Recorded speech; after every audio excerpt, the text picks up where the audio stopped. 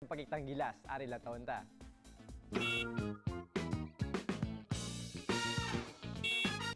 Kada isa sa ilang reyna sa ilatag sa mga lugar o kon festival. Ang halaran sang Capiz, Panaad sa Negros, Pahilis sang Antique, Dinagyang sang Iloilo, Mascara sang Bacolod, Handuraw sang Leon, Mutya sang Guimaras, Miss Parao Regata, kag Miss Ati-Atihan. Gani ang judges, pati na ang Survivor Philippines castaway kag Apollo Star nga si Michelle Madrigal ang nabudlayan gid sa pagpili sa masol nga reyna sa Western Visayas. Hindi maglayuan ay ang mga kandidata sa lain-laing nga part sa kompetisyon. Parehas ang festival costume.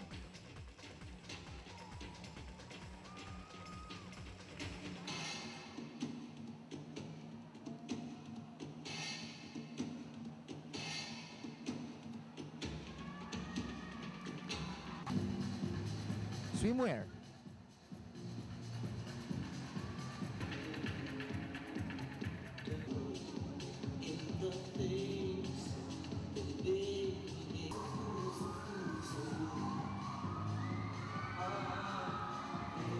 Kag evening gown.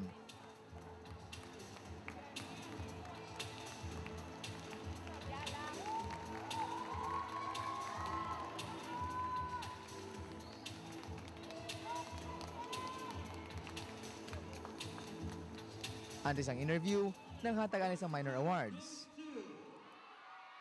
Miss Pahilis Festival Queen, Miss Zaira Grace Medal. Sang ulihi, 5 ka-finalists ang ginpili. Kagid pamangkot sang final question.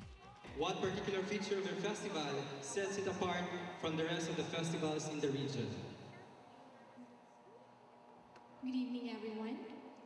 31 years ago, Bacolod City almost fell into pieces. That is because the lifeblood of our economy, our sugar industry, befell because of the low economic crisis. And at the same time, adding to her dismay, is when Don Juan, the popular passenger vessel, sank, wherein most of the prominent families of Bacolod passed away. Bacolod was depressed, but then she is strong.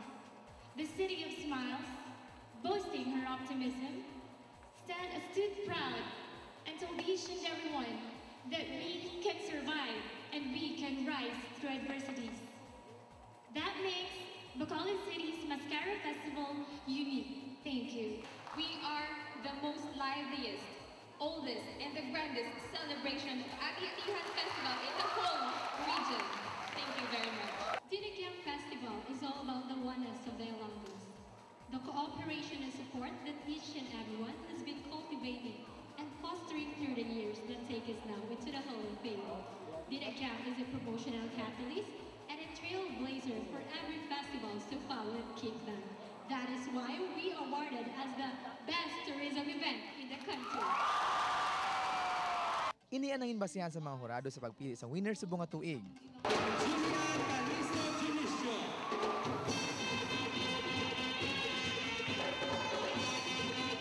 Third runner-up goes to candidate number 9, Miss Bolin Nuero Asegurado.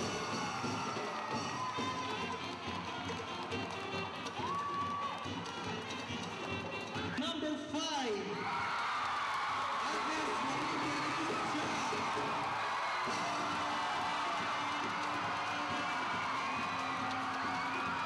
First runner-up goes to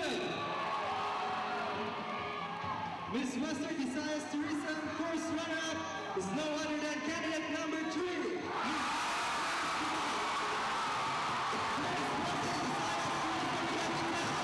Actually, don't expect man ko nga madalagid ko and take the crown as Miss Western Visayas Tourism. But of course, wala man ko expect nga hindi man lang ako ang deserving. Gid pro tanan kami deserving as to have a crown. But of course, I did my best and here.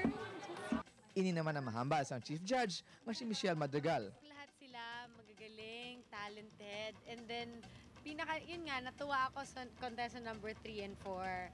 Tsaka yung kanina, nung sa umpisa, I like contestant number 2. Gustong-gusto ko yung festival costume niya. Sobrang bagay na bagay sa kanya. And yun, Gusto ko, alam ko naman kung ba't nanalo yung number 4 kasi ang galing-galing ng sagot niya. This portion was brought